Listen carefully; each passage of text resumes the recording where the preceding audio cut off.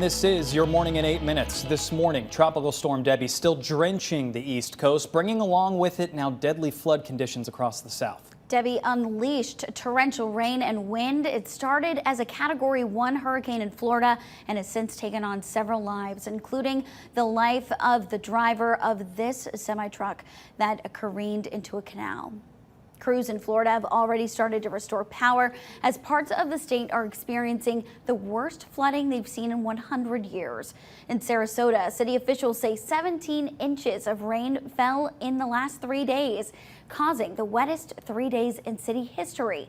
So far, officials report at least 5 deaths across 2 states due to Debbie. And as for how Debbie will impact us here in East Tennessee, First Alert Chief Meteorologist Heather Haley has been following the storm for almost a week now. And Heather, you're tracking even more heat and humidity thanks in part to this storm.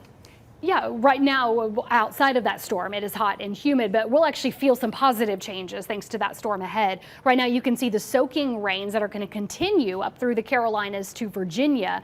Right now, we are staying steamy and mostly dry. We're really only catching a couple of showers and storms to reach over into our area. I want to point out that band of impact of rainfall really picks up right here at the Tri-Cities and over into the North Carolina side of the mountain. So like I said, most of our impacts are actually positive. I know it's hard to think like that with such a major storm in the region.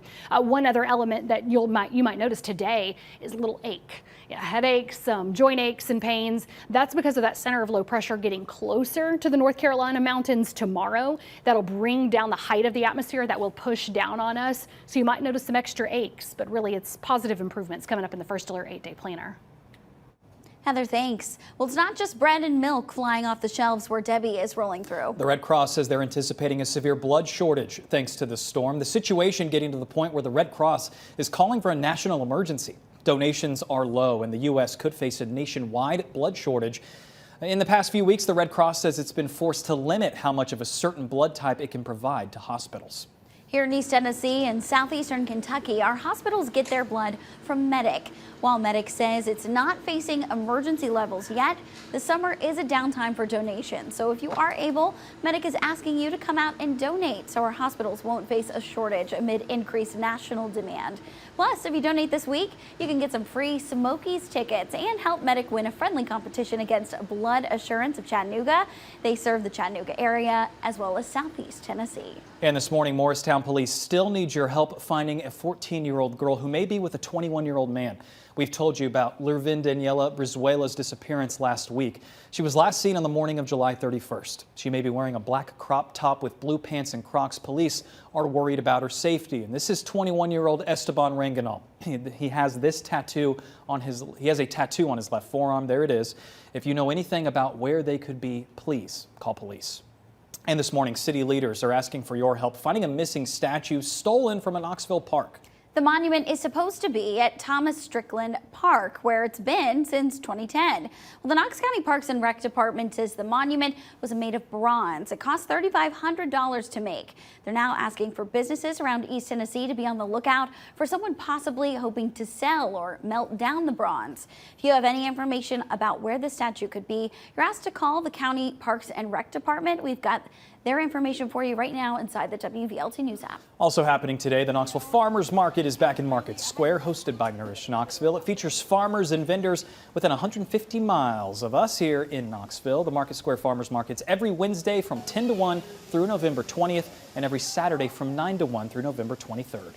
And maybe while you're out and about at the farmers market, you're planning to stop in somewhere for lunch. Well, Nourish Knoxville is hoping you're going to stop by one of the 24 locally owned restaurants taking part in Restaurant Week. Each restaurant has special menu items with a portion of those proceeds going back to help local businesses. For an entire list of restaurants and bars taking part in Restaurant Week, just check out the WVLT News app. And if you're planning on hitting the Oak Ridge pool today, take your ID with you. It's their annual Senior Citizens Day for folks 50 and up. They're going to have door prizes and games, even a lunch at 11:30 this morning. It runs 10 to 1. After that, anyone can hop in for a dip.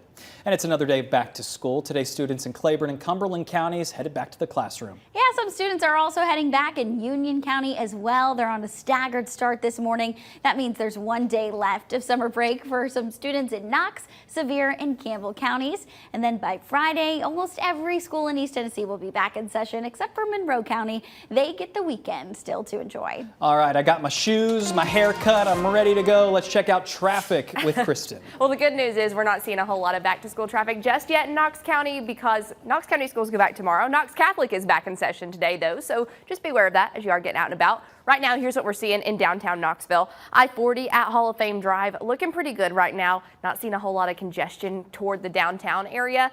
I-40 at Watt Road coming across that 40-75 split looking good for folks coming in from Loudoun County this morning. 40 East is up to speed and on time. Taking a look here at that big picture. We're looking pretty good through downtown, 275 and 75. We'll keep an eye on those main roads and interstates as we head into that morning rush.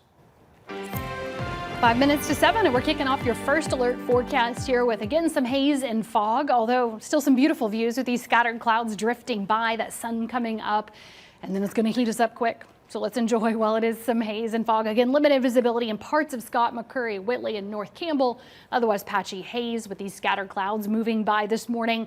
Temperatures closer to normal at least. 72 currently Knoxville and Kingston, 70 Athens to 67 Jamestown, and 68 in Williamsburg.